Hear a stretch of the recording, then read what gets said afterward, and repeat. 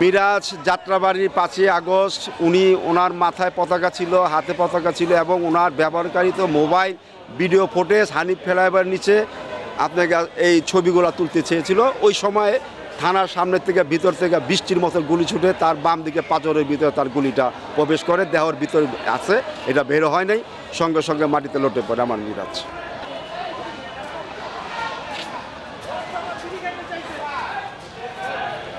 যে একটা জাতি আজকে যা শুনলো দেখলো, আমরা মহান আল্লাহ পাকের দরবারে শুকরিয়া আদায় জানাই। তারপরও আমরা কিছুটা হইলে শান্তি পেয়েছি।